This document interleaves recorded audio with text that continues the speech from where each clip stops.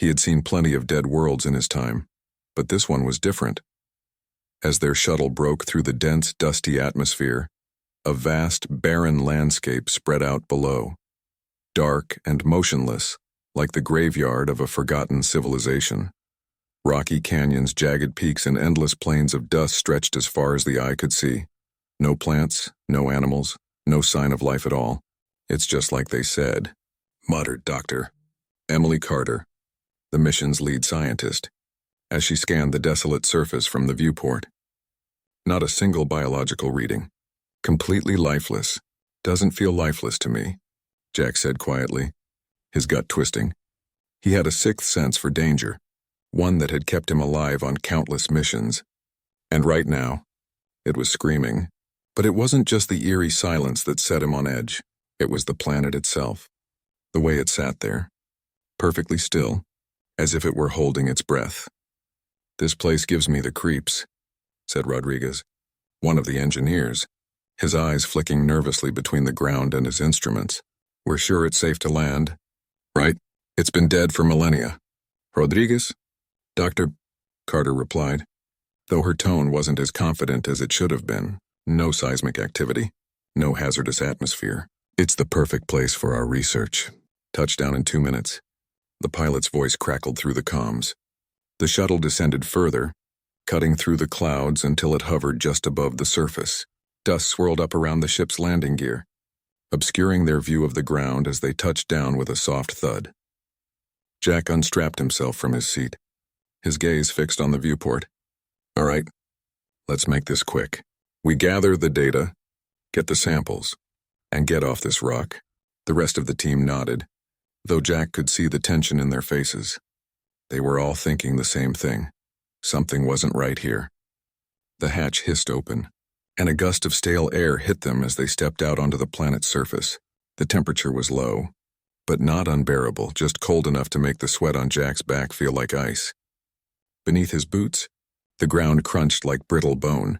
The sky above was a dull, sickly orange, with swirling clouds of dust blotting out the distant sun. Everything about this place felt wrong. "Doctor?"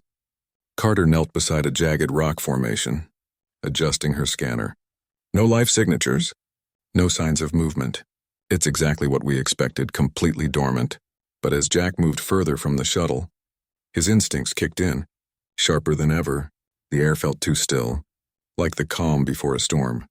His eyes swept across the barren expanse, but there was nothing, no movement, no sound, just silence. And then he felt it. A low vibration beneath his feet, barely noticeable at first, like the distant rumble of thunder deep underground. Jack froze, his heart pounding in his chest. "You guys feel that?" The rest of the team looked up, confused. "Doctor?" Carter frowned, glancing at her instruments. "Feel what?" "The ground," Jack said, his voice tight. "It's moving." Suddenly, the vibrations grew stronger, turning into a full-on tremor. The ground beneath their feet began to shake, sending ripples through the dust-covered plains. The team stumbled, their expressions shifting from confusion to fear. "What the hell is going on?" Rodriguez shouted, grabbing onto a nearby rock for balance. Before anyone could answer, the ground split open with a deafening crack. A massive fissure snaked across the surface, cutting through the landscape like a jagged scar. Chunks of rock and debris shot into the air, the earth itself groaning as it shifted and buckled. Back to the shuttle. "Now," Jack barked, already running toward the ship. But the fissure was growing, widening with every passing second. The once barren planet had come alive, and it wasn't happy. Massive tendrils of rock shot up from the fissure, twisting and writhing like the limbs of some ancient, slumbering giant that had just been woken from its sleep. "Move! Move!" Jack yelled, grabbing Dr. Carter by the arm and dragging her toward the shuttle.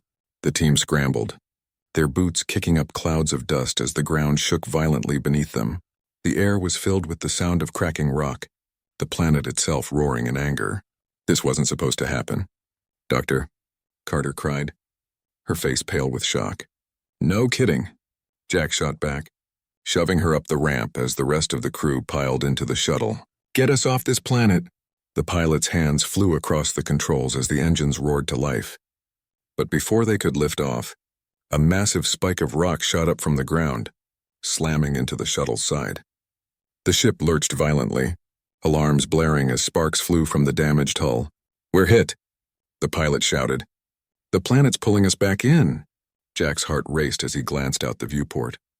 The fissure was growing, its jagged edges glowing with a strange, molten light. The planet wasn't just alive, it was fighting back. "We triggered something," Jack muttered under his breath, his mind racing. Something ancient, something dangerous. As the shuttle struggled to break free from the planet's grip, Jack realized the horrifying truth. They weren't just explorers anymore. They were invaders, and the planet wasn't going to let them leave. The shuttle groaned under the strain, its engines howling as they tried to lift off the surface, but the planet wasn't letting go. The spike of rock that had erupted from the fissure held the shuttle in place, and no amount of thrust could break them free. "Come on," Jack shouted, gripping the back of the pilot's seat. "Full power! Get us out of here!" "I'm trying," the pilot barked back, his hands shaking as he punched the controls. "The engines are at max, but it's like we're tied down." The ground beneath them trembled again, sending another violent shockwave through the shuttle. Outside, the fissure continued to widen, glowing with a molten light that cast an eerie red hue across the barren landscape. The air was thick with dust and heat, and the sound of cracking rock filled the air. "Doctor," Carter stumbled over to Jack, her face pale. "This isn't just tectonic activity," she said, her voice trembling. "The planet, it's reacting to us. It knows we're here." "That doesn't make any sense," Jack said, though deep down, he knew she was right. There was something unnatural about the way the ground was moving, the way the planet was lashing out. It was like they had triggered something they couldn't control. Something alive. "We have to cut that spike," Jack shouted, his mind racing. "It's holding us down. If we can sever it, we might be able to break free." Rodriguez, still shaken from the earlier quake, stepped forward. "I've got plasma cutters in the storage bay. I'll need a team to help me outside." Jack nodded, grabbing a plasma rifle from the rack. "I'll go with you." The pilot shot him a look of disbelief. "You're insane. If that spike moves, it'll crush you." "We don't have a choice," Jack growled, already moving toward the hatch. "If we don't get this shuttle off the ground, we're all dead." Rodriguez followed, grabbing the plasma cutters as Jack hit the control panel for the hatch. The ramp lowered with a hiss, and a wave of heat and dust hit them full force. The ground was still trembling, and the fissure was glowing brighter now, like some massive wound in the planet's surface. "Stay close," Jack said, his voice tense as he stepped out into the chaos. The air outside was thick with the smell of burning rock, and the noise was deafening. The fissure was only a few dozen feet from the shuttle, and the spike that had trapped them jutted up like a massive spear, twisting and writhing as if alive. Rodriguez handed Jack one of the plasma cutters, his face pale but determined. "We cut here," he said, pointing to the base of the spike where it met the ground. "If we sever the connection, the shuttle should be able to break free." Jack nodded, his grip tightening on the cutter. "Let's make this quick." They moved to the base of the spike, the heat from the molten fissure making the air shimmer around them. Jack could feel the ground shifting beneath his feet, like something massive was stirring deep below the surface. He exchanged a quick glance with Rodriguez, then ignited the plasma cutter. The beam of energy sliced through the rock like a hot knife through butter, sending sparks flying in every direction. But as soon as the cutter made contact, the spike reacted violently, jerking and twisting as if in pain. The ground beneath them rumbled again, and a low, guttural roar echoed through the air. "What the hell?" Rodriguez shouted, stepping back as the spike thrashed. "Keep cutting," Jack yelled, fighting to keep the cutter steady. "We have to break it off." But the planet wasn't going to make it easy for them. As they worked, the fissure widened even further, spewing molten rock and ash into the air. The ground trembled violently, and Jack could feel the spike trying to pull itself free from their grip. "We're almost through," Rodriguez shouted, his voice strained as he pushed the cutter deeper into the rock. Suddenly, the spike gave a violent lurch, yanking itself upward with enough force to knock them both off their feet. Jack hit the ground hard, The wind knocked out of him as he tumbled across the rocky surface. His cutter skittered away, disappearing into the dust. "Jack!" Dr. Carter's voice crackled through his comm. "What's happening down there?" Jack groaned, pushing himself up onto his hands and knees. The spike had partially torn itself free from the ground, twisting in the air like a serpent, but it was still connected to the shuttle. The engines roared louder, straining against the planet's grip. "I don't know how much more of this the shuttle can take." The pilot shouted through the comm, "If you don't cut that thing, we're dead. Get the cutter," Jack yelled to Rodriguez, his voice hoarse from the dust in the air. "We're not done yet." Rodriguez scrambled to his feet, grabbing the second cutter and igniting it. He raced back to the base of the spike, his hands shaking as he pressed the beam into the rock once more. Jack moved to help, steadying Rodriguez's hand as they worked together to sever the last few inches of the spike. The ground rumbled again, but this time, it was different. The fissure began to close, the molten glow dimming as the planet seemed to calm. The spike thrashed one last time before it finally gave way, snapping in half with a deafening crack. "Now," Jack shouted, slamming his hand on the comm. "Full power!" The engines roared to life, and the shuttle lurched upward, finally free from the planet's grip. Jack and Rodriguez barely had time to dive back toward the hatch as the ship lifted off the ground. The ramp still open. They tumbled inside, and Jack hit the control panel, sealing the hatch behind them as the shuttle shot into the sky. The ground below disappeared into the dust, the fissure closing up as if it had never been there. Jack collapsed against the wall, his chest heaving as he tried to catch his breath.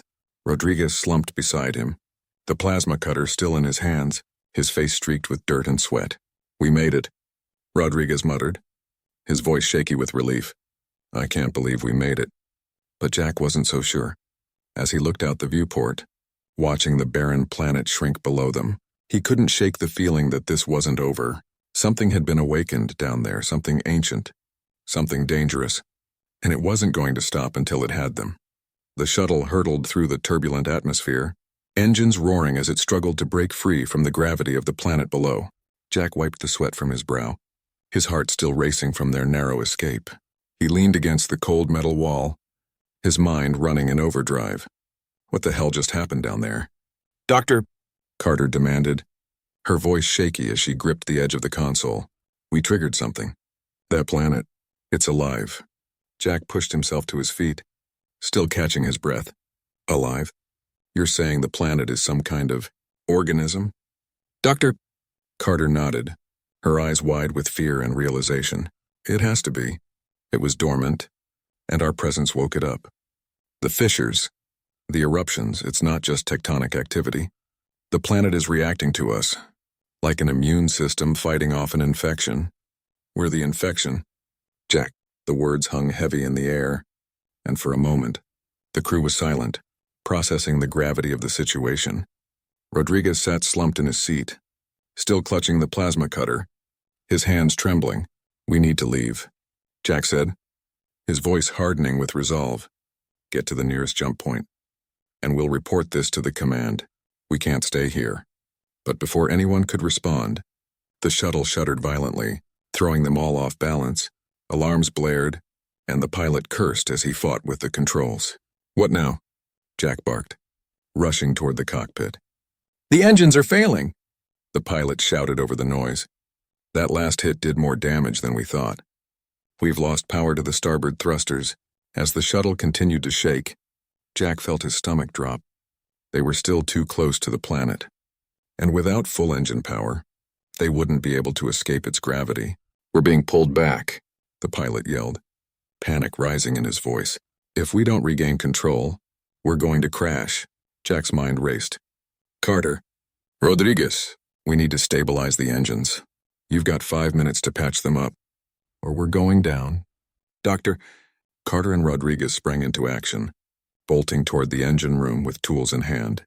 Jack turned back to the pilot, gripping the back of his seat. "Hold it together. We're not crashing. Not today." The shuttle bucked again, groaning under the strain as it fought to stay airborne. Outside the viewport, Jack could see the planet's surface below, the fissures glowing with an ominous red light. The storm they had left behind was intensifying, swirling clouds of dust and debris racing toward them. "They're working on it," Jack shouted into the comm. "Keep us steady." "Trying," the pilot grunted, his knuckles white as he gripped the controls. "But we're losing altitude fast." In the engine room, Dr. Carter and Rodriguez were working frantically, their hands moving in a blur as they tried to reroute power to the damaged thrusters. "Carter, status," Jack barked through the comm. "We're almost there," she replied, her voice strained. "There's extensive damage. Whatever hit us wasn't just a rock. Jack, it was part of the planet. It's like it was targeting us. I don't care what it was." Jack growled. "Just get those engines back online." The shuttle continued to plummet, the ground rushing up to meet them. Jack's heart pounded in his chest, his eyes fixed on the rapidly approaching landscape. They were running out of time. "Brace for impact," the pilot shouted as the shuttle lurched violently, the ground now terrifyingly close. Just when it seemed all hope was lost, the engines roared back to life with a deafening roar, the sudden burst of power jolting the shuttle upward. The thrusters kicked in, stabilizing the ship just in time to avoid smashing into the rocky surface below. "We've got power." Dr. Carter's voice crackled through the comm. "Engines are stabilized, but we're still not at full capacity. We can't break free of the atmosphere like this." "Good enough," Jack muttered, relief flooding through him. "Get us to a safe altitude and hold position. We need to figure out our next move." The pilot eased off the controls, guiding the shuttle into a low orbit above the planet. The landscape below was a nightmare of shifting rock and molten fissures, the ground still writhing as if the planet was alive and struggling to wake fully. Jack took a deep breath and turned to Dr. Carter. "You said this planet is like an immune system, right? It's fighting back because it thinks we're a threat." Dr. Carter nodded. "That's what it looks like. The planet's core. It's not just geological. It's something more. Something we haven't seen before. Then we need to find a way to calm it down," Jack said, his mind racing. "If we triggered this, there has to be a way to reverse it." Rodriguez looked up from the console, his face pale. "How do we calm down a planet?" Jack thought for a moment, his eyes locked on the glowing fissures below. "The core," he said slowly. "If we can reach the planet's core, we might be able to find a way to disrupt whatever energy field is causing these reactions. Maybe we can shut it down before it destroys itself and us." Dr. Carter hesitated. "That's a long shot, Jack. We don't even know what's powering this reaction, let alone how to stop it." "We don't have a choice," Jack said grimly. "If we don't stop it, this planet is going to tear itself apart, and it's going to take us with it." There was a tense silence as the crew processed Jack's words. Then, slowly, Dr. Carter nodded. "All right, we find the core. We shut it down." Jack turned to the pilot. "Can you get us close enough?" The pilot glanced at the console, his expression tense. "I can get us low, but not close enough to land. We're still running on limited power.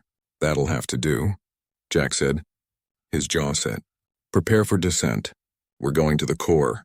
The shuttle descended once again, its engines groaning under the strain as it skimmed the planet's surface. The air was thick with dust, and the landscape below was a churning nightmare of molten fissures and jagged rock. The ground twisted and writhed as if the planet itself was in agony, desperate to rid itself of the intruders that had awakened it. Jack stood at the viewport, his jaw clenched as he watched the chaotic scene below. Every instinct screamed at him to turn back, but there was no choice. They had to finish what they'd started.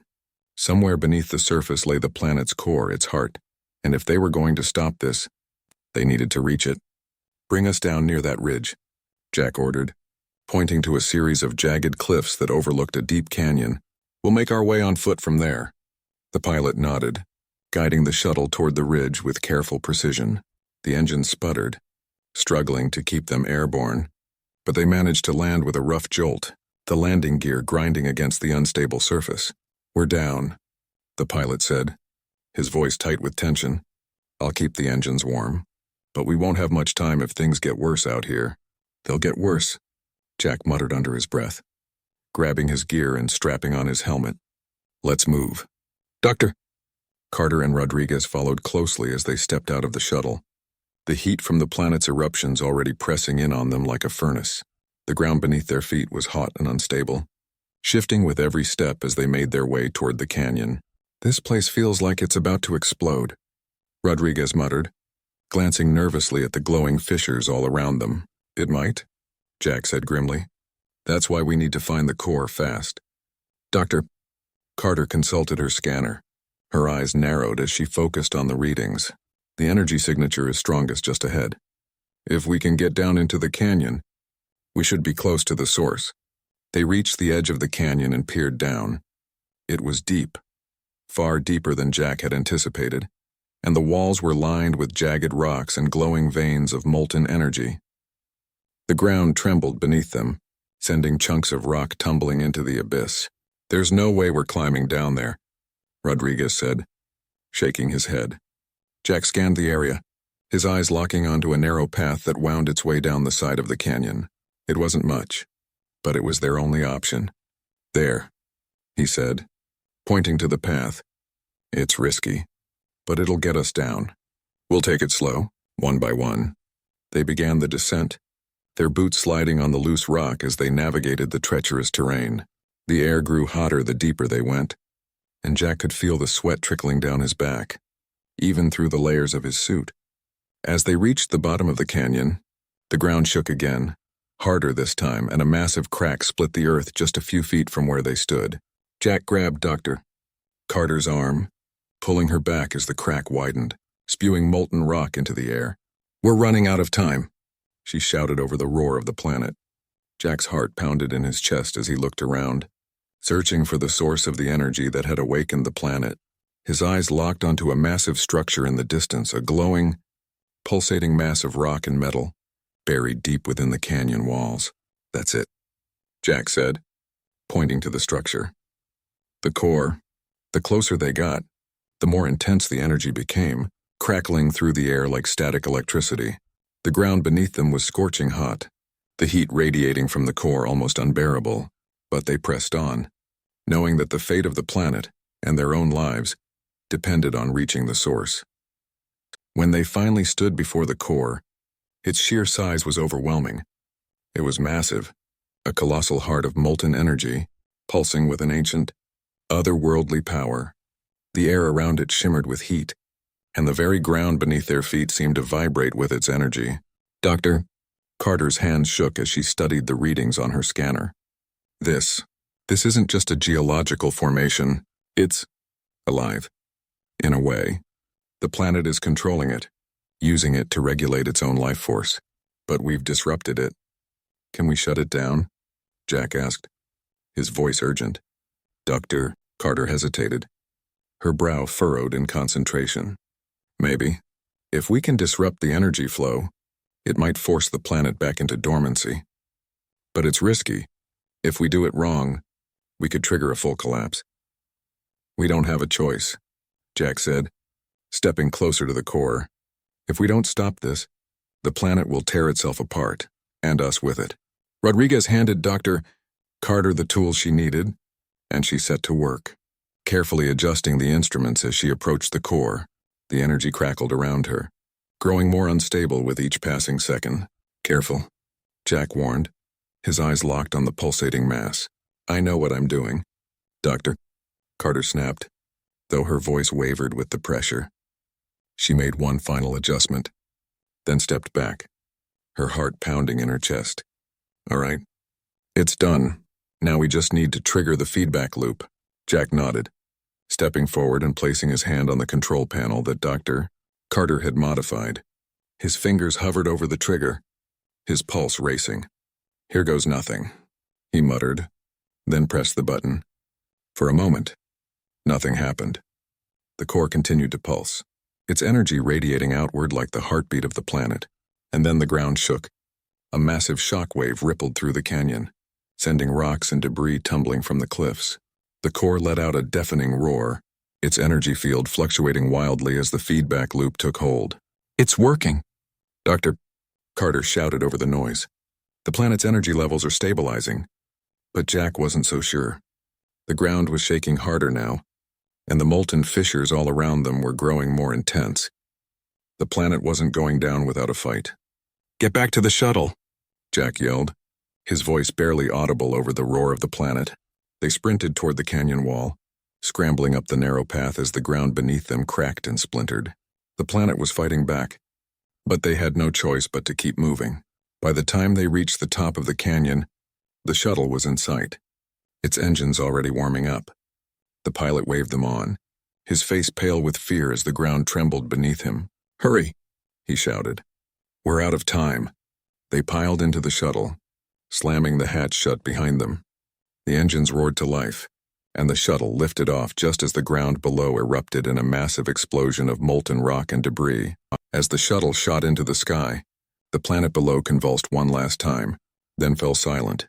The fissures closed, the molten rock cooled, and the landscape returned to its dormant state. They had done it. Jack slumped back in his seat, his chest heaving as he tried to catch his breath.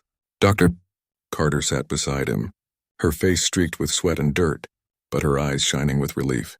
"We survived," she said, her voice barely a whisper. Jack nodded, though the weight of what they had done still hung heavy in the air. "Yeah, but just barely." As the shuttle broke free of the planet's gravity and soared into the quiet of space, Jack couldn't help but wonder if the planet had let them go, or if it was simply waiting for the next time someone dared to disturb its ancient slumber. As the shuttle cruised through the upper atmosphere, the crew allowed themselves a moment to breathe. The shaking had stopped. The constant tremors were gone, and the planet below was settling back into an eerie calm. But Jack wasn't convinced. Something still gnawed at the edge of his mind. They had disrupted the core and managed to escape. But what if the planet wasn't done with them yet? Dr. Carter was hunched over her console, frantically analyzing the data they had collected. Her eyes scanned the readings, her brow furrowed in concentration. "Something's not adding up," she muttered, half to herself. Jack, who had just unbuckled himself from his seat, paused. "What do you mean?" But Carter tapped a few more buttons, and a holographic map of the planet appeared in front of her, highlighting the fissures and fault lines they had triggered. But now, deep beneath the surface, there was another reading, a new one, something even deeper than the core. "There's another energy source," she said, her voice low and tense. "It's been buried even further down, beyond the core we just disrupted." Rodriguez, who had been leaning against the bulkhead, groaned. "Another one?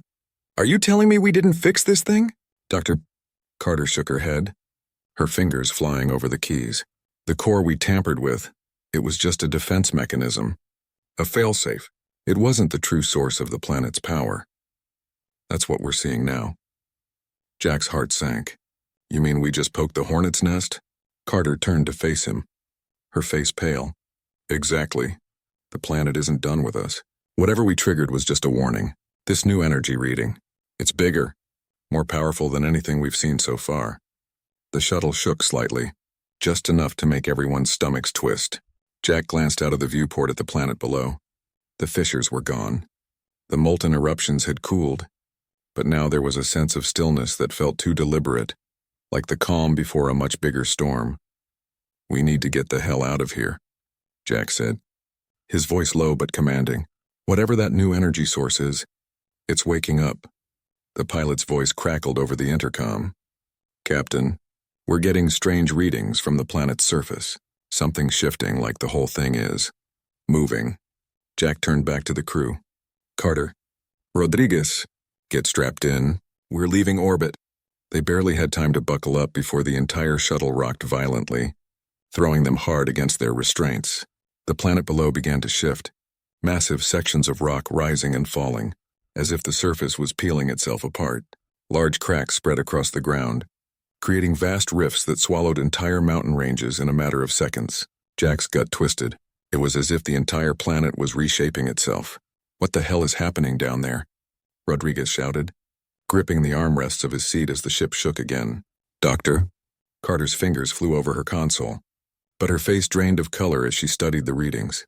"It's not just moving," she said, her voice filled with disbelief. "The planet's core, it's alive. We triggered its awakening." Jack's blood ran cold. "Alive? You mean this whole planet is—" Carter nodded, her eyes wide with fear.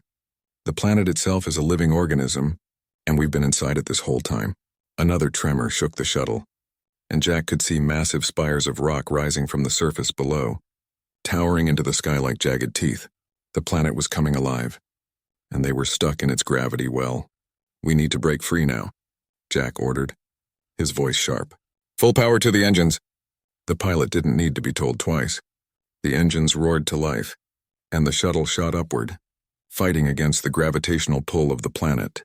But the surface below continued to shift, and new energy pulses began radiating from deep within the planet's core, creating massive gravitational surges that rocked the ship.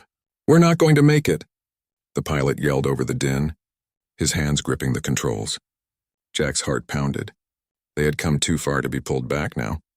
"Carter, is there anything we can do to disrupt those energy pulses, Doctor?" Carter scanned the data again, her mind racing. "There's a small chance," she said, her voice shaking. "If we overload the shuttle's reactor and release a focused energy pulse into the planet's core, it might disrupt the energy field long enough for us to escape." Rodriguez's eyes widened in alarm. "Overload the reactor? That'll fry the shuttle and us with it." "It's either that or we get swallowed whole," Jack said, his voice grim. "Do it, Doctor." Carter hesitated for only a moment, then began adjusting the controls on her console. The reactor's power levels began to spike, and the shuttle's internal systems hummed with the sudden surge of energy. "Hold on," she shouted, her fingers poised over the activation switch. The ship rattled violently as the planet's surface continued to shift, the gravitational surges pulling them back toward the massive, living core. Jack held his breath, his hands gripping the armrest tightly. "Now," Jack ordered. "Doctor." Carter slammed her hand down on the control, and the shuttle released a blinding pulse of energy directly into the planet's core. For a brief moment, everything went silent. Then, the planet roared. The energy pulse collided with the core, sending shock waves rippling across the surface. Massive sections of rock and debris were blown into the sky, and the gravitational surges weakened just long enough for the shuttle to break free. "We're clear," the pilot shouted, his voice filled with relief. The shuttle shot upward, finally free of the planet's pull.